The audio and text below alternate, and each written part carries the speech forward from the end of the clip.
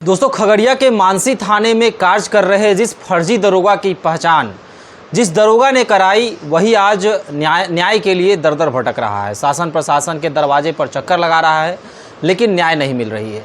देखिए, वही अमलेंदु कुमार सिंह, आपको वह घटना याद होगा जब एक फर्जी दरोगा की पहचान अमलेंदु कुमार सिंह करते हैं, लेकिन आज वही जो है वह न्याय के लिए भटक रहे हैं। जीवन यापन भत्ता भी जो है उनका बंद कर दिया गया है। अमलेंदु जी, क्या कुछ कहानी हुआ था स्टार्टिंग में, और आप जो है न्यायालय के दरवाजे पर भटक रहे हैं, न्याय आखिर मिल क्यों नहीं रहा है? आखिर दिक्कत कहाँ आ रही है?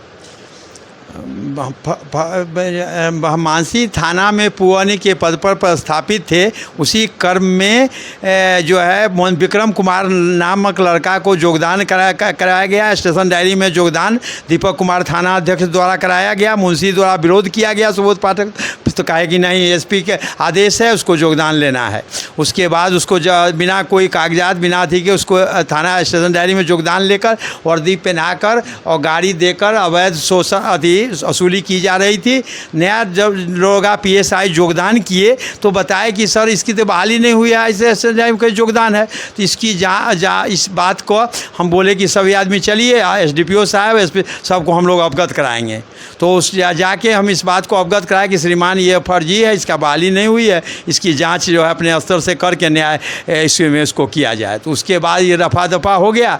इसके बाद हमने इस मामला को जो है से पूछताछ हमको करने के लिए धीरे धीरे काने फैल गया। इसी बीच में मनोज मिश्रा हमारे पास आए, उनसे परिचित था, तो आए तो बताए, तो हम बोले कि हाँ हम तो अवगत कराए हैं, फर्जी कई बात है। सो तो उन्होंने RTI के माध्यम से मुख्यमंत्री, DGP सबको लिखे, तब जाके जांच हुई। जांच में फर्जीवाड़ा प्रमाणित होने के बाद, DSP द्वारा जांच में फर्जीवाड़ा जो है विक्रम प्रमाणित होने के बाद जो है मुख्य रूप से दोषी थाना अध्यक्ष दीपक कुमार को बनाया गया। फिर भी उसको ही वादी बना के श्री अमतेश कुमार SP जो है उसी को वादी बना के केस को रफा दफा करने का प्रयास किए।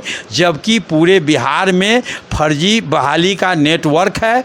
जब इसकी गहराई उच्च स्तरीय अगर CBI से और उच्च स्तरीय जाँच होगी तो बहुत बड़ा बिहार में फर्जीवाड़ा नेटवर्क का पर्दाफाश होगा। उसके बाद परिशोध में जब 21 में हमने FIR हुआ, FIR में हम भी गवाही दिए, सारा लोग भी गवाही दिए। उसके मामला उसकी गिरफ्तारी हुई विक्रम कुमार को, और हमारे अथी जो है आरोप जो है जो सत्य निकला, मैंने हाँ आरोप सिद्ध हुआ। उसके बाद कार्रवाई हुई, लेकिन कार्रवाई जो दोषी है, जो फर्जी बहाली किया, SP के आदेश, SP के मेजर रीडर सभी मिल के एक राय करके फर्जी योगदान जो कराए मानसी थाना में स्टेशन डायरी में योगदान हुई, जांच में SDPO के जांच में प्रमाणित हो गया। उसके बाद जो है FIR जो है सो कराया थी, उसी को वादी बनाया गया, थाना अध्यक्ष को वादी बना के केस को अथी कर दिया गया। मैंने रफा दफा करने का, भ्रष्टाचार का, गंभीर भ्रष्टाचार रफा दफा करने का प्रयास हुआ। हमने उसके बाद प्लांटेशन करके एक झूठा केस में, इसी परिशोध में इसको रफा दफा कर दिया। परिशोध में प्लांटेशन करके एक झूठा, एक महिला थाना में दो गोतनी में विवाद हुई थी, उस घरेलू माने हिंसा में ढोटा ढूटी हुई थी। और उस केस की जब 2 किलोमीटर पर महिला थाना था, उसको नहीं देकर हमको दिया गया। एगो के FIR किया गया, एगो के FIR दोनों का ऊपर FIR होना चाहिए। एगो के FIR करके हमको दिया गया, फ़ोन से उससे कराया गया कि जैसे आइए दे। तो हम बोले कि थाना अध्यक्ष को कीजिए, और हमरे कलम से केस मिला है, हम तो FIR नहीं किए हैं, लेकिन हमरे कलम से न्याय मिलेगा। और जैसे वहाँ SP के यहाँ जाके SP साहब से मिलिए, आवेदन दीजिए और आपको न्याय मिलेगा, हमरे तरफ से कानून से न्याय मिलेगा। हम FIR प्रतिमी नहीं दी, कोई किसी का हानि नहीं करते, हमारे कलम से न्याय होता है। उसके बाद बुलाने का आरोप में 7A गलत सरासर गलत धारा लगा के नियम विरुद्ध गिरफ्तारी करके, जानलेवा हम पर हमला करके, घायल करके, और उसके बाद गिरफ्तारी करके हमको निगरानी कोर्ट भागलपुर भेजे। उसके बाद उस समय के कोर्ट का न्याय और श्री अरविंद कुमार शर्मा थे जो न्याय नहीं किए और कस्टडी कर दिए। उस 2 महिला का जो मामला हुआ था उसमें आप IO बने हुए थे? हाँ, हमको IO बनाया गया था, जबकि वो केस महिला थाना 2 किलोमीटर पर था। 2 महिला में विवाद हुई। आरोप क्या लगाया गया था? हम पर आरोप लगाया गया कि गंदा नियत से बुला रहे हैं। कि जब आयोग दिया गया गवाह उसको प्रस्तुत करने के, तो गंदा नियत कल्पना पर कहीं 7A लगता है? आज तक हुआ 7A में? जब तक रिकवरी होता है प्लांट अति उसका जहाँ CB अति निगरानी विजिलेंस टीम जो है गठन होता है, आवेदन पड़ता है, गठन होता है, गठन के बाद ट्रैप होता है, उसके बाद 7A लगाया जाता है। सारा नियम को ताक पर रख कर और अमितेश कुमार SP जो है सरासर जानलेवा हमला कराते हुए मारपीट, उनके आदेश से हम पर मारपीट करके हुए नियम के विरुद्ध गिरफ्तारी किए। उसके बाद जो है सो हम निगरानी कोर्ट भेज दिए, वहाँ वो जाके स्वयं मिलकर कस्टडी करा दिए, वहाँ उसके बाद हमारा बेल को वहाँ रिजेक्ट करा दिए, जो कि और 11 गो जो ट्रैप्स कांड था उसका बेल आउट दे दिया गया और हमने रिजेक्ट कर दिया। हमको हाई कोर्ट से मिला, हम निर्दोष आदमी, इतना बड़ा अत्याचार हमको सड़क दिया। उसके बाद निलंबित करके जीवन यापन भत्ता बंद करके इतना बड़ा अत्याचार किए हैं और इसकी जांच के इसके लिए हमने प्रधानमंत्री महोदय, राष्ट्रपति महोदय, राष्ट्रीय मानवाधिकार आयोग, राज्य मानवाधिकार आयोग, DGP, माननीय मुख्यमंत्री, गवर्नर, सब जगह 3 साल से पत्राचार के न्याय के अनुरोध करते रहे और CBI के से जांच कराया जाए, ताकि जो है दूध के दूध, कोर्ट के हाई कोर्ट के मॉनिटरिंग में CBI से जांच कराया जाए, दूध के दूध पानी का पानी हो जाएगा।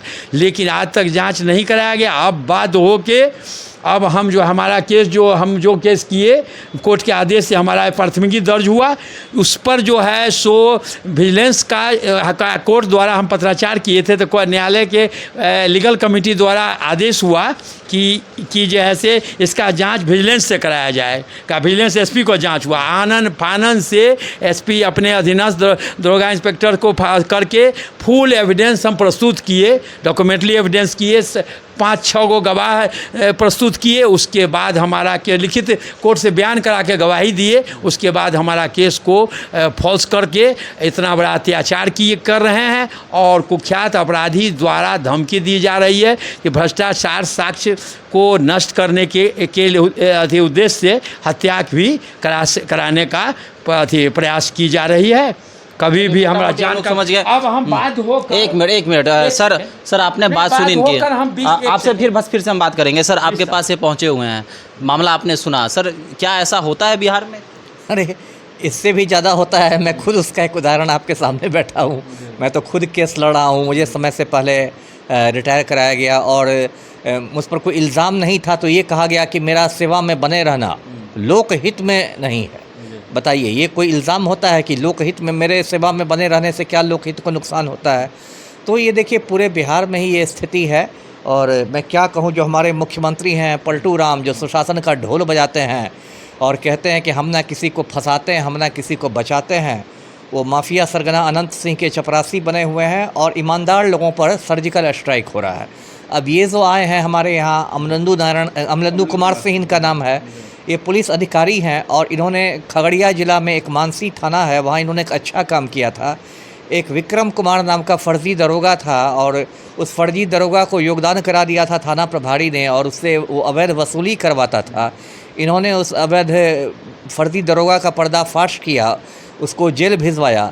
तो ये तो काम इतना अच्छा था कि यदि वहाँ का जो SP था उसको इन्हें पुरस्कृत करना चाहिए था, ये पुलिस मुख्यालय को भी पुरस्कृत करना चाहिए था।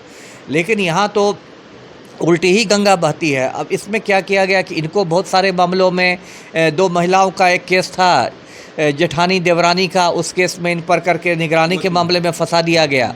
उसके बाद देखिए उस मामले में इनको हाई कोर्ट से क्लीन चिट मिला, तो फिर भी इनको इधर सबसे जो गंभीर बात ये बता रहे हैं कि इनको 2-3 साल से इनका जीवन यापन भत्ता बंद कर दिया गया है। अब मैं दर्शकों को बता दूं कि यदि किसी को निलंबित किया जाता है, सस्पेंड किया जाता है किसी अधिकारी को या किसी कर्मी को, तो उसको आधा वेतन जो मिलता है वो जीवन यापन भत्ता कहलाता है। इंग्लिश में सब्सिस्टेंस अलाउंस कहलाता है, संक्षेप में ऐसे कहलाता है। वो उस व्यक्ति का मतलब एकदम समझिए मौलिक अधिकार है, क्योंकि हो सकता है वो विभागीय कार्यवाही में आगे चलकर निर्दोष हो जाए, उसको उसी समय दोषी नहीं माना जा सकता है। अब बताइए इनका जीवन यापन भत्ता यदि किसी का बंद कर दिया जाए तो बताइए उसकी दाल रोटी कैसे चलेगी? ये तो मतलब सरासर मतलब मैं इसको अमानवीय मानता हूँ। गैर कानूनी तो है ही, साथ ही साथ अमानवीय है और मुझे समझ में नहीं आता। मैं तो आपके चैनल के माध्यम से कहूँगा, जो हमारे DGP महोदय हैं विनय कुमार सर जो हैं, उनको चाहिए कि इनको बुलाना चाहिए और बैठ के सारे केसों की समीक्षा करके इनको राहत देनी चाहिए।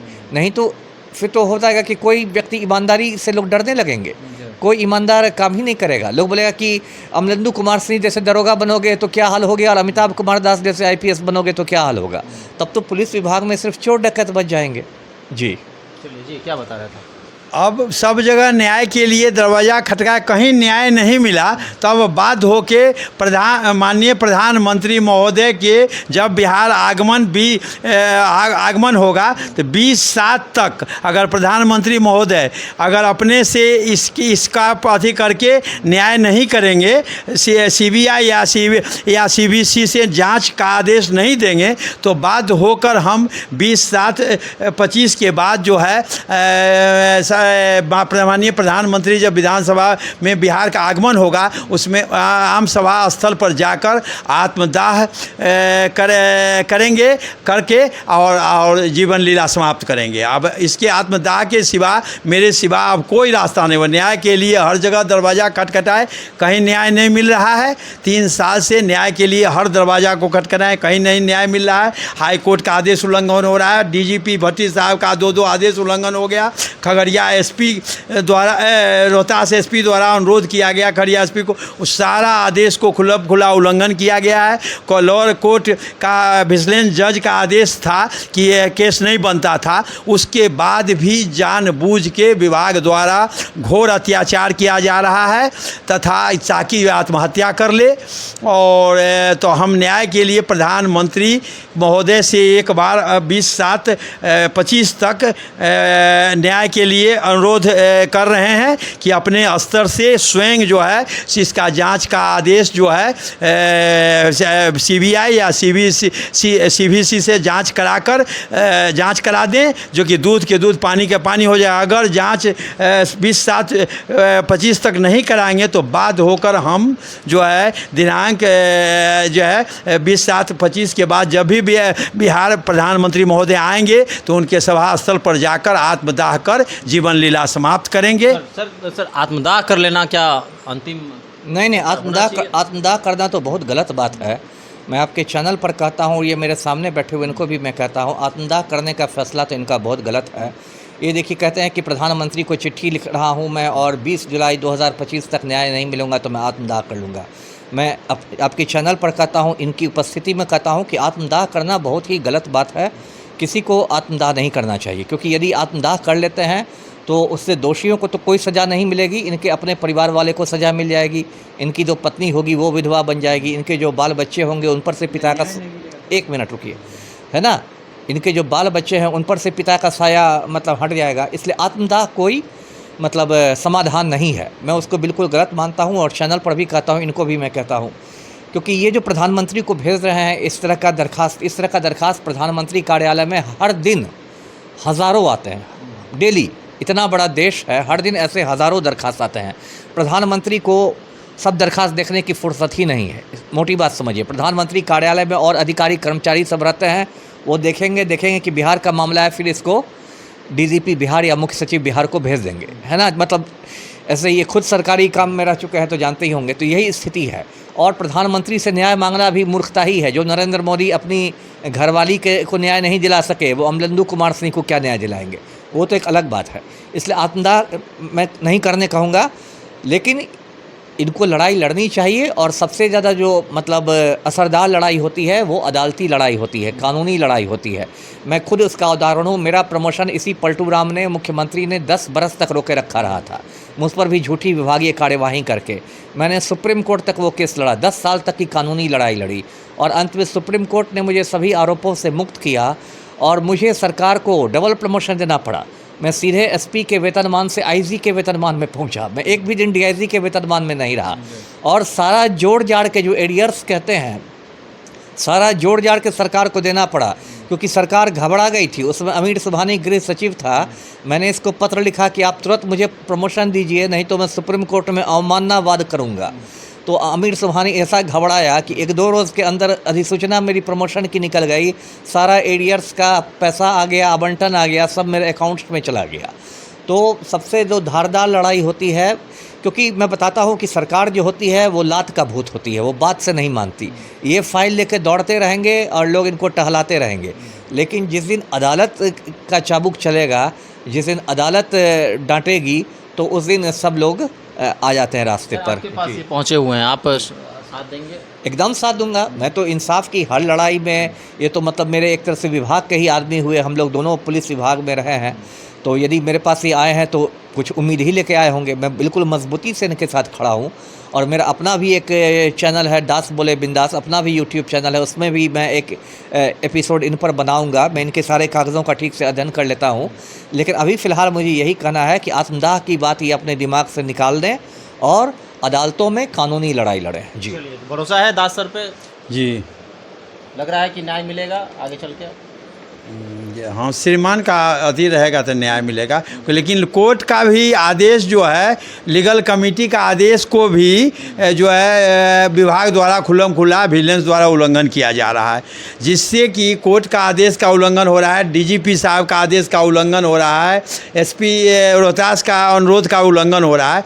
इससे लग रहा है कि डीजीपी साहब का जब आदेश उल्लंघन हो रहा है, कोर्ट का लीगल कमेटी का आदेश का उल्लंघन हो रहा है, तो अब आत्महत्या के सिवा तो कोई रास्ता नहीं बचता है। इसलिए प्रधानमंत्री या माननीय मुख्यमंत्री से अनुरोध है कि इसमें जो भ्रष्ट है, हम सारा भ्रष्टाचार का उसके कार्य श्री अमितेश कुमार 4 साल के कार्यकाल में, खगड़िया जिला के 4 साल कार्यकाल में जितने भी वो भ्रष्टाचार किए हैं, सब हम डॉक्यूमेंटली, हमारा एविडेंस हमारे पास में है, सब जितना वो भ्रष्टाचार किए सब हम प्रमाणित कर देंगे। लेकिन फिर भी सरकार जो है उनको जो है और अच्छा जिला सिवान दिया गया, चूँकि जो भ्रष्टाचार किए, फर्जी बहाली किए, गलत से उगाही किए, उस सारा हम प्रमाण दे देंगे। जो उसके बाद जो है लोग लगा भी देंगे। और साफ तौर पे कहना है कि अमितेश कुमार सिंह तत्कालीन एसपी सिवान, अभी वर्तमान के एसपी सिवान है, वहाँ को उनको ट्रांसफ़र करके जो है प्रमोशन दे दिया गया, डीएसपी से एसपी बना दिया गया। मैंने एसपीए थे, लेकिन बहुत बड़ा जिला दिया गया उनको, जबकि वो इतना बड़ा भ्रष्टाचार उनका पूर्व प्रमाणित मामला है। जो 4 साल में जितना वो भ्रष्टाचार किए हैं, सब हमारे पास डॉक्यूमेंटली एविडेंस, सब हमको प्रमाणित करेंगे। और फिर भी सरकार जो है उनको जो है सो हम पर जानलेवा भ्रष्टाचार साक्ष्य मिटाने के लिए हम पर जानलेवा हमला कराए, हमको गलत केस में फंसाए। उसके बाद इतना बड़ा अत्याचार करने के बाद उनको जो और अन्य लोग निर्दोष को फंसाए हैं, रविंदर सिंह को, उसके बाद अभिजीत कुमार को, कि 7-7, 8-8 महीना निर्दोष प्रमाणित हुआ, और सबको निलंबित कर के अत्याचार किए हैं। सारा जो रिश्वत लेते वीडियो बना, उस पर कोई उस मेल करके, उसके अभियुक्त के मेल में आके कोई उसके पर कार्रवाई नहीं किए, हम पर कोई केस नहीं बनता था, और ज़बरदस्ती से हम पर निगरानी का धारा लगा के इस ढंग का अत्याचार किए हैं, जो सरासर अन्यायपूर्ण है। और जैसे अगर न्याय मुख्यमंत्री या प्रधानमंत्री अगर न्याय नहीं करेंगे और उन पर नहीं कार्रवाई करेंगे, तो बात हो कि आत्महत्या के सिवा कोई रास्ता नहीं है। चलिए, तो उनका कहना है कि प्रधानमंत्री के सामने आत्मदाह करेंगे अगर न्याय नहीं मिला तो। न्याय के दरवाज़ा को लगातार खटखटा रहे हैं, लेकिन इनकी बेचैनी को आप साफ तौर पे देख सकते हैं। और सारा डॉक्यूमेंट जो है हम आपको आपके स्क्रीन पर चल रही भी होंगी, आप देख भी रहे होंगे। तो क्या अमलेंदु कुमार सिंह, जिनको इनाम मिलना चाहिए था, उनको क्या सज़ा मिली? आपके नज़रिए से क्या? आप भी हमारे साथ कमेंट सेक्शन में अपनी राय रख सकते हैं। धन्यवाद।